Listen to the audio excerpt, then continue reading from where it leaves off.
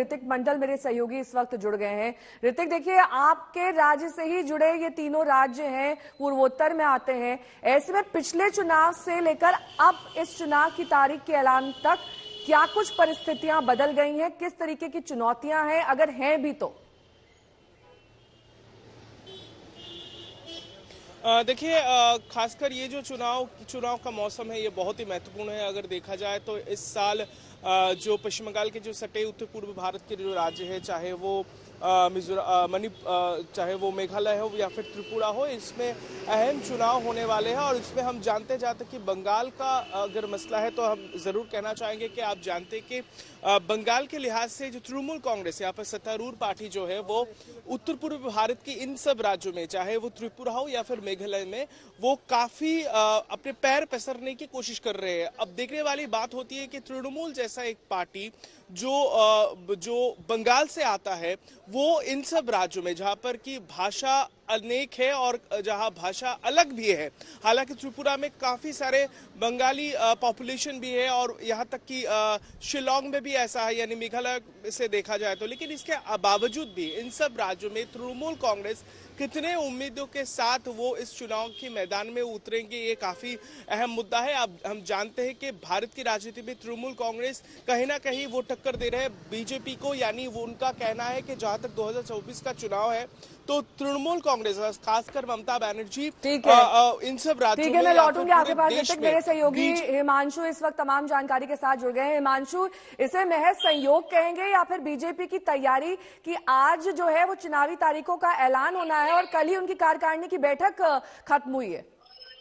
देखिए, बिल्कुल कार्यकारिणी की बैठक भी खत्म हुई और जिन राज्यों में चुनाव है उसको लेकर भारतीय जनता पार्टी ने एक जो है पूरा खांचा तैयार किया था इन 2 दिनों के अंदर। और मैं आपको बता दूं कि जिन 3 राज्यों में चुनावों की आज घोषणा होनी है, मेघालय है, नागालैंड है और त्रिपुरा, तीनों में भारतीय जनता पार्टी जो है वो मेघालय और नागालैंड में वो गठबंधन में है। त्रिपुरा में वो अ, खुद से सरकार चला रही है, लेकिन उनके एक सहयोगी गठबंधन में जरूर है। नेहा, एक चीज बड़ी सोचने वाली है, नागालैंड में चुनाव होना है। नागालैंड में कोई भी ऐसी पार्टी नहीं है जो सत्ता से बाहर हो, सभी सत्ताधारी दल हैं। ये एक बड़ी इंटरेस्टिंग चीज है। कौन किसके खिलाफ अब चुनाव लड़ेगा, ये देखने वाली बात है।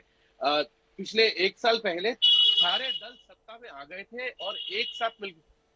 जी ठीक है, अपनी बात पूरी कीजिए हिमांशु, आपको हम सुन पा रहे हैं। मेघालय में भारतीय जनता पार्टी की जो है वो एनपीपी के साथ मिलकर सरकार चल रही है। वो गठबंधन में साथी भी है और उनके मंत्री भी सरकार में शामिल है।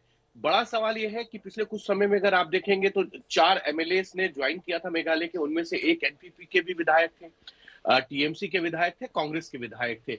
अब आप सोचिए कि कैसी गठबंधन की सरकार है कि आप अपने ही साथी जो गठबंधन के हैं, सहयोगी हैं, उनके एमएलए को भी अपनी पार्टी में ज्वाइन करा रहे हैं।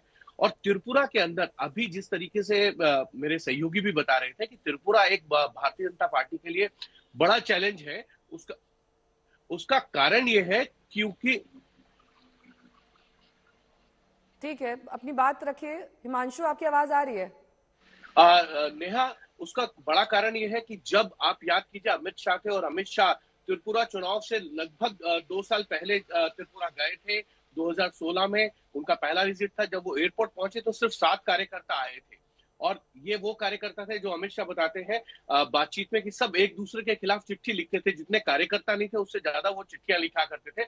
लेकिन 2 साल में उन्होंने वहां पे संगठन को गढ़ा, कुछ नए लोगों को लाए, कुछ नए प्रयोग किए। दिल्ली से जो है वो प्रभारी थे, उनको कहा गया कि आप पूरी तरीके से चुनावी तैयारी कीजिए और उसके बाद भारतीय जनता पार्टी ने वहां सरकार बनाई और 36 विधायक जीते थे, यानी कि बहुमत से 5 विधायक ज्यादा जीते थे। इस बार भारतीय जनता पार्टी ने त्रिपुरा में जिस तरीके का माहौल था उसको देखते समझते हुए पिछले ही साल जो है अपने मुख्यमंत्री विप्लव देव को हटा के माणिक शाह को मुख्यमंत्री बनाया, क्योंकि ये माना जा रहा था कि कुछ संगठन के लोग और सरकार के लोग जो है वो विप्लव देव से नाराज है।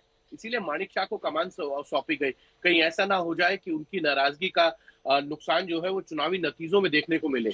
और इसीलिए अब तीनों राज्यों के लिए भारतीय जनता पार्टी ने कमर भी कस ली और मुझे जहां तक जानकारी है तीनों ही राज्यों के अंदर भारतीय जनता पार्टी के तमाम नेता और मंत्री जो है पिछले कुछ समय में वहां पे दौरे कर चुके हैं। और अब मुझे लगता है चुनाव की घोषणा के बाद से ये आपको जो है वहां पर ज्यादा फोकस नजर आएगा। और मेरी जानकारी के अनुसार यह है कि गृह मंत्री अमित शाह और जेपी नड्डा अगले एक सप्ताह के अंदर दोनों जो है त्रिपुरा और मेघालय जाने वाले।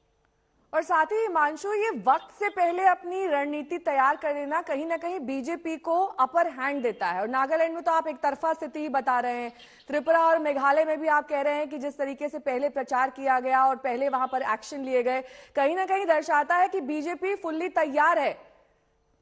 देखिए, बिल्कुल बीजेपी फुली तैयार। बीजेपी एक चुनाव खत्म होता है, दूसरे चुनाव की तैयारी में शुरू हो जाती है। और इसीलिए अगर आप देखेंगे तो पिछले कुछ समय में आप देखिए, प्रधानमंत्री नरेंद्र मोदी जो है वो त्रिपुरा गए थे, गृह मंत्री अमित शाह चले गए, जेपी नड्डा कई बार दौरे करके आ चुके हैं, बीएल संतोष जा चुके हैं।